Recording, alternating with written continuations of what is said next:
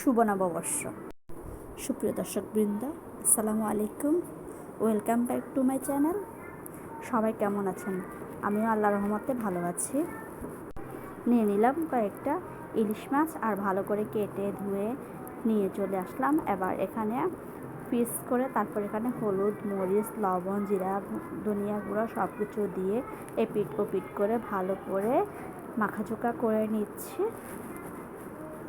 আশা করি ভিডিওটি আপনারা সম্পূর্ণ উপভোগ করবেন।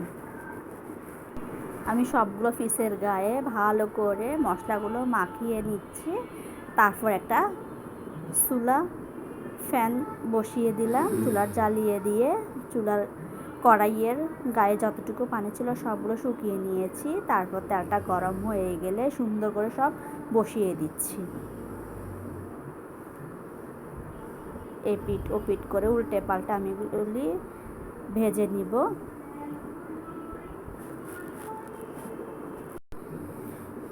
আপনারা কে কী তৈরি করেছিলেন আজকে? আমি যা যা কিছু তৈরি করেছি তা এখানে আপনাদের সাথে এখন শেয়ার করছি। আশা করি আপনারা ভিডিওটি সম্পূর্ণ দেখবেন, ভিডিও স্কিপ করবেন না। সবগুলো উল্টে পাল্টে ভাজা আমার হয়ে গেছে। আমি একটু করে এগুলি ভাজি করব। আপনারা পান্তা ভাত আজকে কে কে খেয়েছেন? আমিও অবশ্য করেছিলাম, কিন্তু আমি খাইনি। আমার পান্তা ভাত অনেক দিন ধরে আসলে খাওয়া হয় না, তাই খাই না। অবশ্য খেতে কিন্তু মন্দ লাগে না, বাড়িতে থাকতে অনেক খেতাম, কিন্তু শহরে আসার পরে খুব একটা খাওয়া হয় না।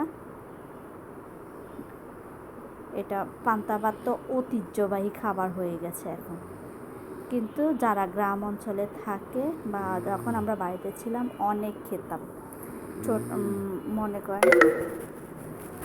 মনে করেন চা, মুড়ি, বিস্কুট দিয়ে সকালবেলা নাস্তা খাওয়ার পরে আমরা পান্তা ভাতই খেতাম, ভর্তা এটা ওটা দিয়ে।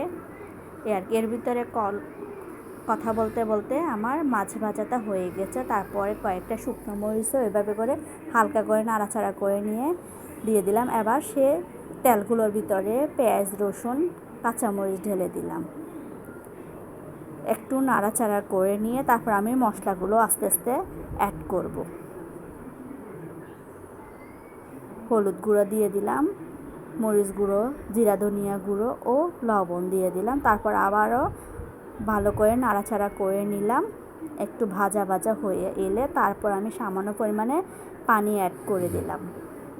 তারপর ওই যে বাকি মাছগুলো এখানে দিয়ে দিচ্ছি। এগুলো সুন্দর করে আমি ধুয়ে রেখেছি।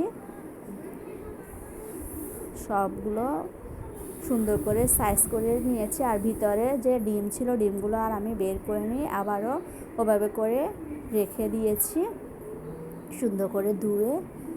তারপর আলতোভাবে সুন্দর করে মাছগুলো বসিয়ে দিলাম। আর এই যে মাছ ভাজার যতটুকু মশলা ছিল ওগুলোর ভিতরে আমি একটুখানি পানি দিয়ে মশলাগুলো আমি এই ভুনার ভিতরে অ্যাড করে দিচ্ছি। আপনারা চাইলে এটা ফেলেও দিতে পারেন, আবার এভাবে করে দিয়েও দিতে পারেন। আমি অপচয় করতে পছন্দ করি না এতগুলি মশলা, তাই আমি আর ফেলিনি, এখানে দিয়ে দিলাম সুন্দর করে। তারপর পানিগুলো অ্যাড করে দিয়ে কিছুক্ষণ ঢেকে রাখলাম। তারপর কিছুক্ষণ পর ফিরে আসলাম, দেখুন কালারটা কেমন হয়েছে। এর ভিতরে আর আমি নাড়াচাড়া করে নিয়ে এভাবেই ঢেকে রেখেছিলাম লো হিটে। আস্তে আস্তে সুন্দর করে হয়ে গেছে আর মশলাটাও ভালো করে মাছগুলোর ভিতরে ঢুকে গিয়েছে। এবার আমি লবণটা চেক করে দেখছি। মাশাআল্লাহ, কালারটা কিন্তু অনেক সুন্দর এসেছে, দেখুন আপনারাই বলুন। এই যে একটু কাছ থেকে দেখাই কালারটা কেমন এসেছে। এবার আমি পাটা পুঁতে নিয়ে বসে গেলাম। এই যে মাছ ভাজি যে করেছিলাম সেখান থেকে একটা লেজ নিয়ে নিলাম আর অনেকগুলি কাঁচামরিচ নিয়ে নিলাম। মাছটা থেতো করে নিচ্ছি, কাঁটাটা আমি এভাবে করে তুলে নিচ্ছি। কতগুলি কাঁঠালের বিচি সিদ্ধ দিয়েছিলাম, বাইরে থাকতে অবশ্য টেলে নিতাম। এখন আমি সিদ্ধ করে ভর্তাটা বেশিরভাগ করি। কাঁটাটা এভাবে করে বেছে নিয়ে তারপরে শিলপাটায় সুন্দর করে বেটে নিচ্ছি, কাঁচামরিচটাও একসাথে বেটে নিচ্ছি। এভাবে করে বেটে নিলে ভর্তাটা অবশ্যই ভালো লাগে। বিশেষ করে শিলপাটা যদি যে কোনো ভর্তা করা হয় তাহলে কিন্তু অনেক মজা লাগে। আপনাদের কার কাছে শিলপাটা এসব ভর্তাগুলি মজা লাগে তা জানাবেন। আর আমার এই ভিডিও কে কোনখান থেকে দেখছেন তা কিন্তু জানাবেন। আমি কিন্তু ঢাকা বাংলাদেশ থেকে ভিডিও করছি বা আপনাদের সাথে শেয়ার করেছি। আপনারা কে কোন জায়গা থেকে ভিডিওটা দেখছেন তা জানাবেন। কাঁঠালের বিচিগুলো সিদ্ধ হয়ে গেছে, তারপর এগুলো আমি এখন সুন্দর করে বেটে নিচ্ছি। আপনারা হয়তো এখন বলবেন যে এই বিচি কোথায় পেলাম। আসলে বাড়ি থেকে একটা কাঁঠাল নিয়ে আসছিল। আমি যখন ভিডিওটা করেছিলাম তখন আপনারা কে দেখেছেন না দেখেছেন আমি তো জানি না, লাইভে কাঁঠালটা ভেঙেছিলাম, কেমন হয়েছে তা আপনাদের সাথে শেয়ার করার জন্য। কাঁঠালের কোষগুলো অবশ্য এতটা ভালো হয় নাই, তবে আমি বিচিগুলো সুন্দর ছিল তাই রেখে দিয়েছিলাম শুকিয়ে। আর এগুলো পরিষ্কার করে এখন সিদ্ধ করে নিলাম। তারপরে যে বকবক করতে করতে এই যে বাটাবুটির পর্ব শেষ। এখন পেঁয়াজগুলো কুচি করে নিয়েছি, একেবারে পাতলা স্লাইস করে করে হালকা করে আমি বেটে নিচ্ছি। একেবারে ঘন করে বাটছি না, তাহলে ভর্তাটা ভালো লাগবে না। পেঁয়াজটা যত দাঁতের নিচে পড়ে ততটাই ভালো লাগে। বিশেষ করে গরম গরম ভাতের সাথে এসব ভর্তা কিন্তু অনেক মজা। পান্তা ভাতের সাথে তো আর কোনো কথাই নেই। তো আমি যদিও পান্তা ভাত আমি করেছিলাম, শুরুতে বলেছি, তা কেউ খেয়েছে কেউ খায়নি, তবে আমি খাইনি। এই যে পেঁয়াজও আলতোভাবে আমি হালকা করে নেড়ে বেটে নিয়েছি। আমার ভিডিও চলাকালীন সময় আমার যদি কোনো রকম ভুল ত্রুটি হয়ে থাকে অবশ্যই ক্ষমার দৃষ্টিতে দেখবেন আর তা জানাবেন। তারপর আমি স্বাদ মতো লবণ ও সরিষার তেল দিয়ে তারপরে সুন্দর করে মাখামাখি করে নিচ্ছি। একেবারে যতটুকু পারা সম্ভব সুন্দর করে মাখাচোখা করে নিচ্ছি।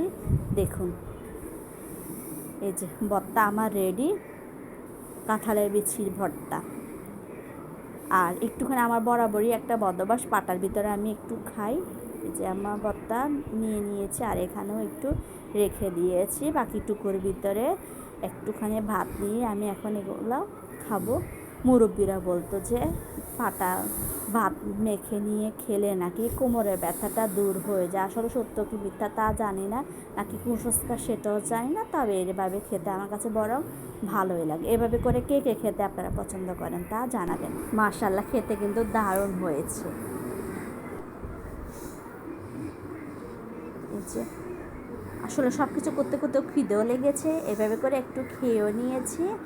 এবার এই যে মাছ ভুনা যে করেছিলাম সেগুলোও একটা বাটিতে সুন্দর করে বেড়ে নিয়েছি। দুপুরের টাইম হয়ে গেলেও এগুলো করতে করতে আমার পরিবারের অন্যান্য সব সদস্যরাও সবাই রেডি খাবার খাবে বলে আমি একটুখানি এই যে বেড়ে নিলাম। এই যে সুন্দর করে ডেকোরেটও করে নিলাম। এতক্ষণ ভিডিওটি দেখার জন্য ধন্যবাদ। সে সাথে কেমন লাগলো তা কমেন্ট করে জানাবেন। চ্যানেল যদি সাবস্ক্রাইব করা না থাকে এক্ষুনি সাবস্ক্রাইব করুন।